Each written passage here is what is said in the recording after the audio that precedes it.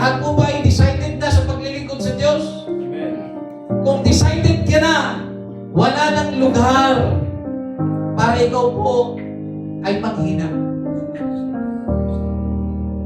Nakakaranas tayo ng panghina kung minsan. Minsan ka mga kapatid, dumadating ka sa punto, 2 araw ka na walang prayer.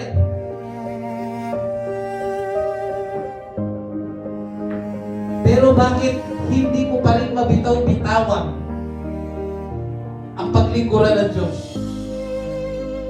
Hindi dahil sa no choice ka na.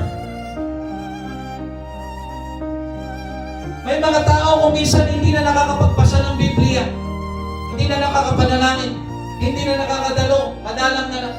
Pero hindi ibig sabihin mga kapatid, nag-back out siya. Hindi pa rin siya makaalis-alis sa paglilingkod.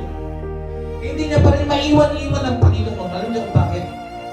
Hindi dahil sa no choice na siya. Kundi, alam niya kasi ang magiging kalagayan niya sa oras na talikuran niya ang Diyos. Walang laban sa buhay na ito na hindi ka sinamaan ng Diyos.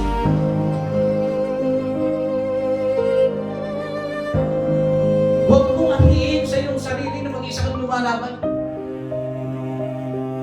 Kahit gaano po kabigat ang sitwasyon, kahit po gaano kabigat ang iyong mga pinagdadaanan, kahit gaano po kabigat yung iyong pangangailangan, walang laban mga kapatid sa buhay na ito na hindi ka sinamahan ng Diyos. At walang laban na wala kang may mapanalo, lalo po kung kasama mo ang Diyos. May mga panahon na masusugatan ka. May mga panahon na sugatan ka spiritual. Pero ang sugat ay hindi nagpapahayag na ikaw ay talunan. Ang sugat ay nagpapahayag na ikaw ay lumalaban.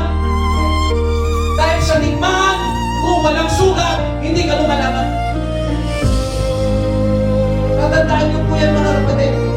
Kapag kang nahihirapan lumapit sa Diyos, isang dapat mong matutunan.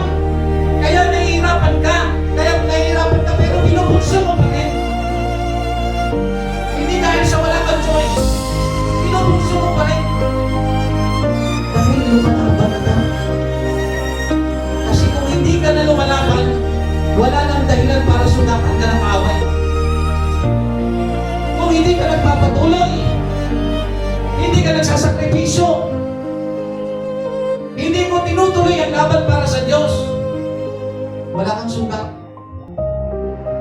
Pero the more na may sugat ka, the more kang magpasalamat. Dahil ang sugat ng buhay mo ang nagpapatotoo na nung lumalaban ka, sinamahan ka ng Diyos.